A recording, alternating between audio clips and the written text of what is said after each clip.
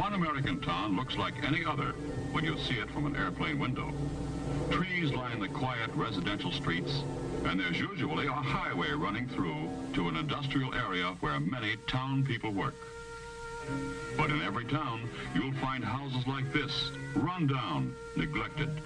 Trash and litter disfigure the house and yard. An eyesore, yes, and as you'll see, much more. A house that's neglected is the house that may be doomed in the atomic age. What would happen to such a town if it were on the outer fringe of an attack directed at a nearby city? We can answer that question, in part at least, even though it hasn't happened yet. A series of civil defense tests were made to discover the effects of atomic heat on American homes. I am going to show you how protective measures can help guard your home against the heat effects of an atomic explosion. This is the Nevada Proving Ground, where tests were made on miniature houses in various stages of upkeep, inside and out. These tests were also made on common fire hazards like dead grass, old leaves, discarded newspapers, and fence structures. Here are 5 fences placed far enough from the explosion that they could survive the blast. The fences in the middle are built of decayed wood. Dry grass and litter simulate conditions you've seen in too many alleys and backyards in slum areas. The trash, litter, and dead grass are perfect kindling for the unprotected and unpainted wood of the fence itself.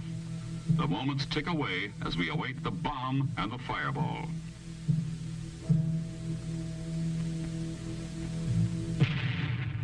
The light flash and the heat or thermal wave, then the blast wave.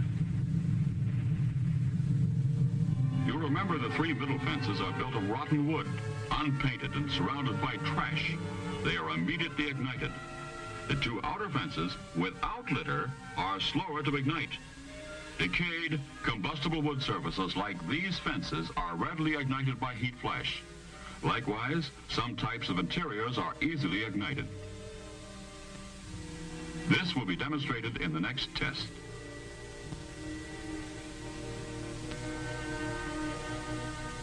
Here are 2 miniature frame houses, identical in structure, both in good condition and well painted outside. Sturdily mounted cameras in front of the houses are to record the effect of heat flash. Large windows purposely expose the interiors to the flash. In the house on the right, all the earmarks of untidy housekeeping. Newspapers and magazines lying about, and cluttered tables. Now the house on the left, identical to the other, but spick and span. Trash has been thrown away. Tabletops are tidy. 2 homes, one a fire trap, even under ordinary conditions. The other cleaned up and fresh with better, safer housekeeping. Both ready for the test bomb. The light flash and the heat wave, then the blast tears away part of each roof. Let's see it again in stop motion. First, the light flash and the thermal or heat wave that only chars the painted outer surface of both houses.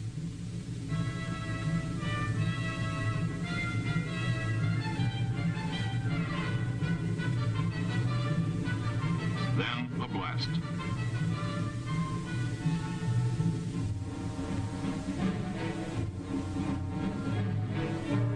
The cluttered room of the house on the right bursts into flame. In a few moments, the interior is completely ablaze. The fire that started inside spreads rapidly to the house itself, although the house on the left still shows no exterior flames. Now the house on the right burns as fiercely as if it had been deliberately fired with kindling.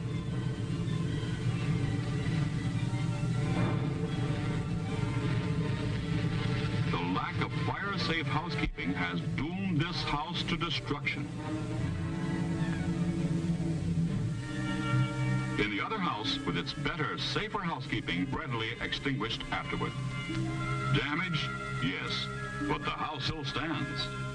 One house standing, one house leveled, both painted and cleaned up outside. Identical houses except for inside conditions and housekeeping. Now, our third test. 3 identical miniature frame houses, each with varying exterior conditions, all the same distance from the point of the explosion. The house on the right, an eyesore. But you've seen these same conditions in your own hometown. Old, unpainted wood. And look at the paper, leaves, and trash in the yard. In a moment, you'll see the results of atomic heat flash on this house. The house on the left, typical of many homes across the nation. Heavily weathered, dry wood in run-down condition.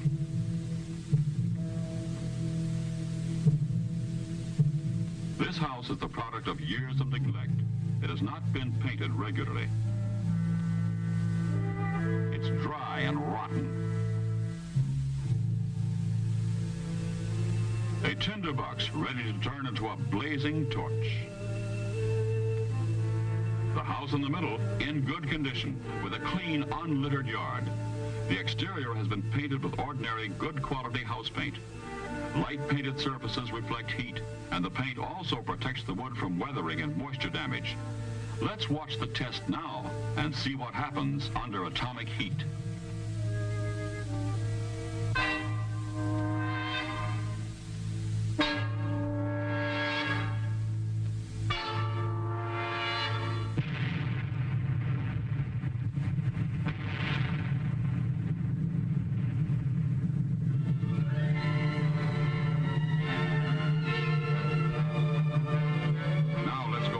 See it again in stop motion. The light flash, the heat wave, and clouds of dust.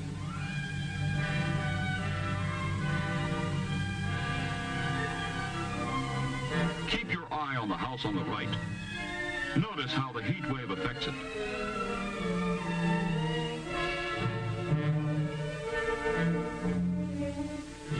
There's the fire starting in the trash surrounding the house. Now it spreads to the house itself.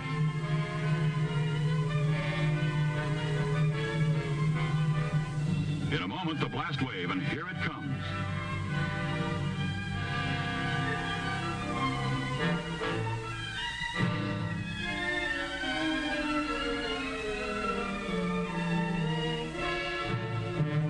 The house on the right is the first to ignite.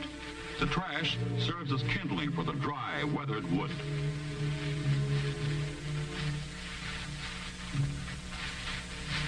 The house on the left smolders for a few moments. Looks almost as if it will not burn, and then bursts into flame. The house on the right continues to burn. 2 houses are a total loss, but the well-kept and painted house in the middle still stands. Which of these is your house? This one? The house on the right, dilapidated with paper, dead grass, litter everywhere. The house on the left, unpainted, run down, neglected. Is this your house? The house in the middle, cleaned up, painted up, and fixed up, exposed to the same searing atomic heat wave, did not catch fire. Close examination revealed only a slight charring of the painted outer surface.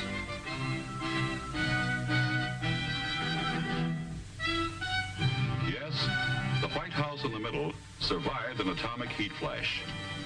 These civil defense tests have proven how important upkeep is to our houses and towns.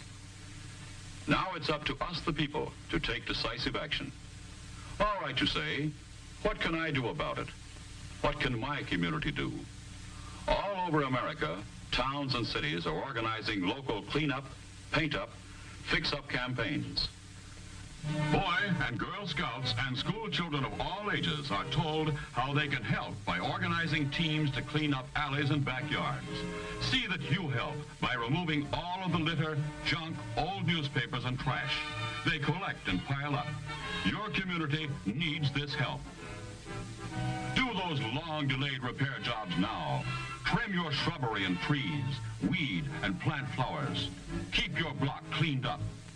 Beauty, cleanliness, health, and safety are the 4 basic doctrines that protect our homes, our cities. You've seen the tests. You know the story. Join up with your friends and neighbors for a better, safer community.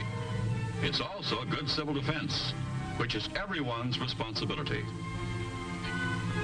The dingy house on the left, the dirty and littered house on the right, or the clean white house in the middle. It is your choice. The reward may be survival.